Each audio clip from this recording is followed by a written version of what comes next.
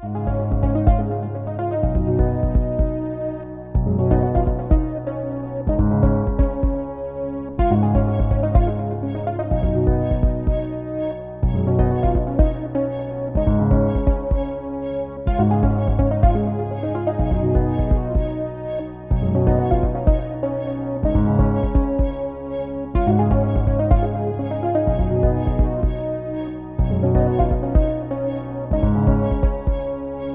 what's up, guys? It's Monty here. Thank you for investing in the Shareholders podcast.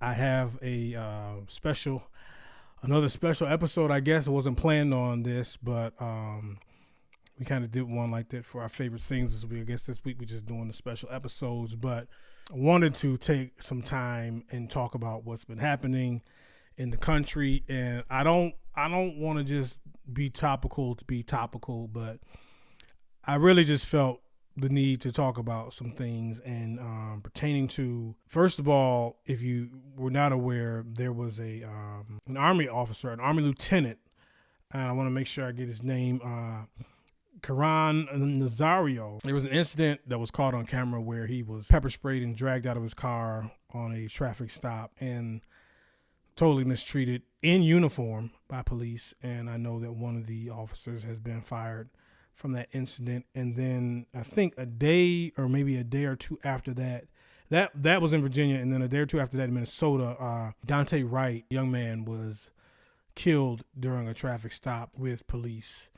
And, I don't know, man, it's just, I don't want to keep doing this. And I won't just keep doing this because, we can just keep talking about it. But I don't know what the situation is in terms of our interactions as people of color or people in general with law enforcement. I don't really know what else to do because it just seems like things aren't changing and we're still here. And so, of course, there's been some rioting and unrest in Minnesota. And, I'm going to just say right now, people are tired, people get sick of it. I'm not condoning any kind of illegal activity or violence, but I don't like the whole shock of that when it happens because, we've tried for years and decades, to do things a certain way. I mean, when Colin Kaepernick did it peacefully, they ran him out of a job in the league and they blackballed him. And it doesn't matter, they killed Martin, they killed Malcolm. It's both sides of the coin. So you all know where this is coming from. So let's not pretend and, oh my goodness, what's good is that going to do? Well, what we've been trying everything else, what are we supposed to do?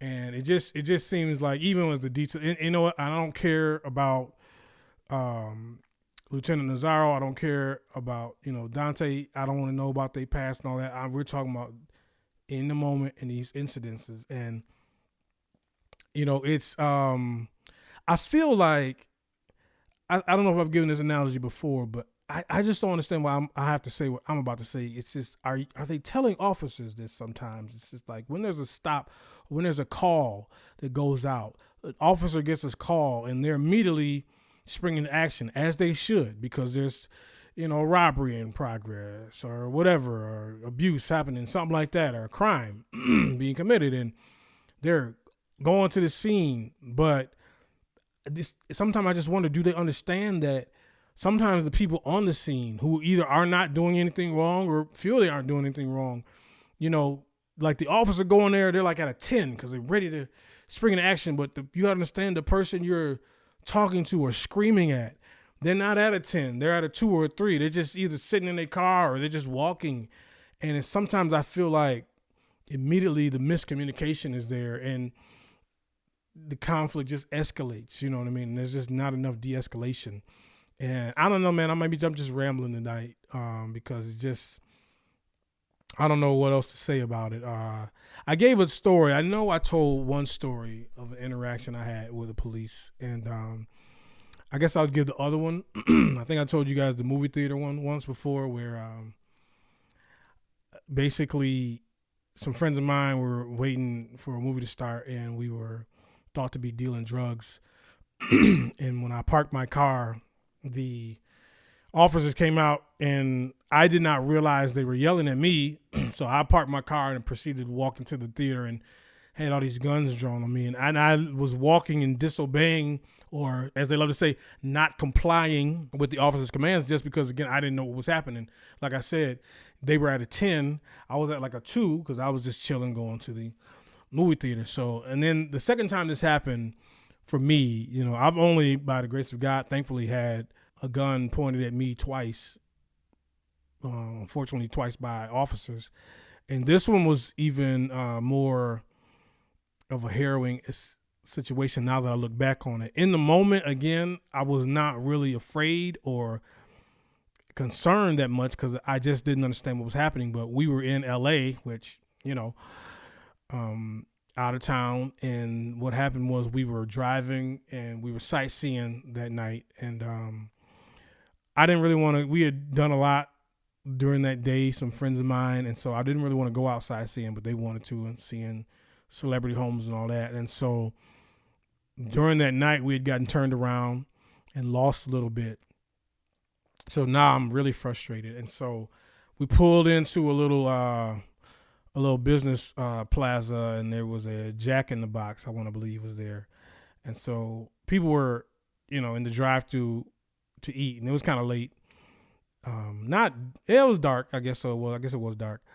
And so, but it was a well-lit area and all that stuff. So the line was very long. So we were with some other friends, and so there was, again, this is back in the day, way, way back. There was one of those Hollywood star maps, and somebody said, you should go get that. We should buy that, and it'll tell us where to go. And so this was in one of those old school, back when they used to do newspapers, where you had to put money into it and you open it up and then you could take a paper out. One of those things. Again, y'all, is way, way back. So one of my friends gets out to ask people in the drive-thru for directions while they're waiting, and they kind of inch along. There's a lot of people in the drive-thru. I get out begrudgingly to go get the map from the newspaper thing. So I remember I put the money in, like 50 cents, and the thing wouldn't open up. So now I'm really upset because I ain't want to be doing this in the first place. And I start yanking on it. And now I'm hitting it. You know how, like, when your candy gets stuck in the machine, kind of like that. I'm like, I'm this old piece of junk, blah, blah, blah, blah, blah. So then all of a sudden, my friend who was out getting, trying to get directions from people, he said my name. No, he just called me E. He said E. And I was like, no, man, I'm busy. I'm trying to get this out. Then he said, like, my full name, which he's never done before.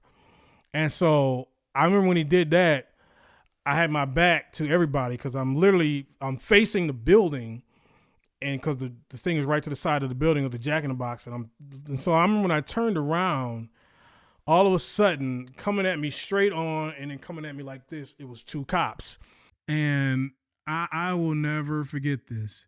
The cop coming at me this way, he had his gun. I mean, and they are walking right up on me. The others, not like the other situation. I mean, they're coming toward me. But the other officer was coming straight on me. He had his gun behind his back, which I don't know what that was. And, you don't forget something like that. I mean, and they came right up on me, like, and I just froze. Because at first I didn't even, it was dark and they had on dark blue uniforms. So they just looked like 2 guys at first. So, you kind of turn around, these guys are coming at you. And then I seen, like their little badges. And so when I saw the badges, I kind of relaxed, like, oh, it's police. Like, what are y'all doing? Because, again, I haven't done anything wrong. So I don't know what, I'm not really even alarmed. I'm not even alarmed by the guns. I just was like, yeah, can I help you? And they were proceeding to say, like, were you disturbing these people, or we heard there was a complaint. Now, I don't know how they heard there was a complaint in the 2 minutes we had been there. And my friend was asking for directions, and I don't know what that was about. But the thing that I do remember is that when he told me to turn around, I remember I turned around fast. And y'all, listen, I didn't get the map out. But had I had that map out and something in my hand and turned fast on these guys when they guns already drawn, Lord knows, just like the other situation, I don't know what would have happened to me. But and again, just like the other time, I just was so discombobulated. I just said, what are y'all talking about? What complaint? Because in my mind, we just got here. If there was a complaint, they're not talking about us, and I'm not doing nothing wrong. And so they just kind of, they kept asking me, well, where you guys going, all that stuff. And so then I just kind of cut it off. I said, man, we not from here, man. I'm trying to get a map. That's it. And then they were just like, yeah, well, in this neighborhood, we get a lot of complaints. I don't know what that got to do with me. But when I go back in my mind, things could have been very different. And so I want to really stress that, unfortunately, the things that happen and these things that happen, and you hate to say this, when they happen again, we wish they would stop. I really wonder when the teaching moment comes, when the learning moment comes, when as we say, okay, this is too much. We really got to change things. You know what I mean? Like, I don't know, in this country sometimes, man, we by far lead the world in mass shootings. And we just seem to kind of dance around the real solution, or what the situation is. What are other countries doing that we not doing? You know what I'm saying? Not that other countries don't have crime, but like the mass shooting thing, we just kind of, I want to keep my gun, or, whatever. We don't want to improve schools, or we want to, crime is going to keep happening. So I just don't, how we're going is not going to solve nothing. You know what I'm saying? And then to just put it on, oh, look at those people there over the right, and there they go. That didn't cause this. That didn't start the young man from losing his life. You know what I'm saying? It didn't start the Army lieutenant from getting, treated like a dog out on the street. And it's such a more deeper situation. And we don't want to address the deeper situation because that's going to require more thought and introspection, us not being as selfish, communicating more with each other and learning, but people don't want to do that now. So I don't know, man. I'm kind of just rambling, I know, but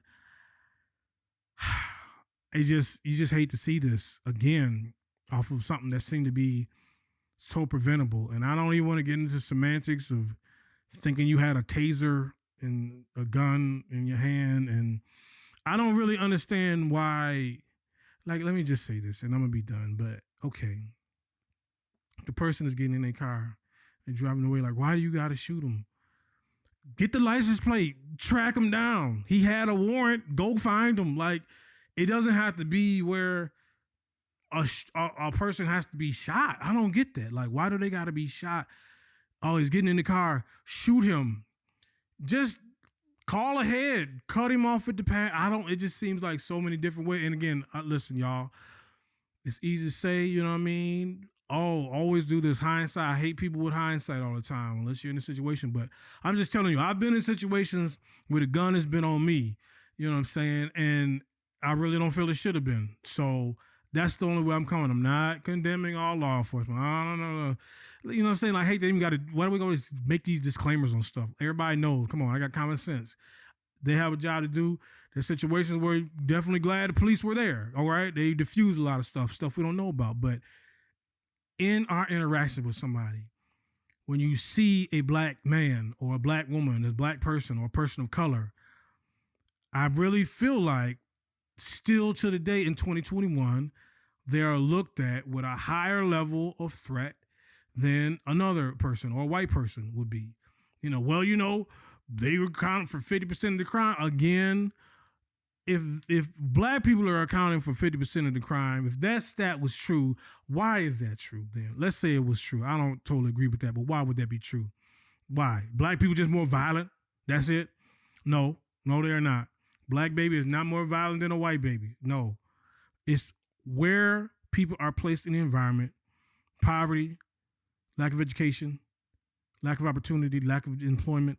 In any society, in any color and creed of people, that's where crime rises. But see, we don't want to ask those harder questions. Why aren't the schools better? Why are there hoods and ghettos and projects and things like that? Why do we even have that? Why can't people have the same opportunities, and they don't, that other people have? You know what I'm saying? We want to ask those harder social questions. And so this cycle just keeps perpetuating. So, man, I don't know, man. I'm praying that there's not more violence from this. I'm praying things can de-escalate, but things got to change, man. I don't have all the answers, but I am very tired of this, man. And I very much condolences for the young man's family. I heard Coach Greg Popovich say it very bluntly. He just said, he's like, that person is dead, The young man is gone. He's not coming back off of Apparently, he had a warrant from him smoking marijuana, which was a surprise, seems to be legal a lot of places. And I guess the warrant had lapsed when he had to pay due to pandemic, which has been happening to a lot of people. And that's why even the tags were expired. And so from that, he is dead, that he had to be shot and killed. Man, it's ridiculous. You know what I'm saying? So I don't know, but prayers out, man. And I'm hoping we get a solution. So this is all I got for today on Shareholders. We will be back. I got some great interviews coming up, you guys, but I just had to talk about it, man. It just really was on my heart. Again, and I'm just talking, I'm just rambling, you know, but let's pray. Let's come together more, you know what I mean, and sacrifice more. Let's not look at each other like enemies so much, because this stuff is just going to keep going, you know what I mean? Let's keep going the same thing. But that's all. Check us out again, man. We'll be back. Shareholders Podcast. You know what to do, man. I want you to please be blessed. Stay sharp.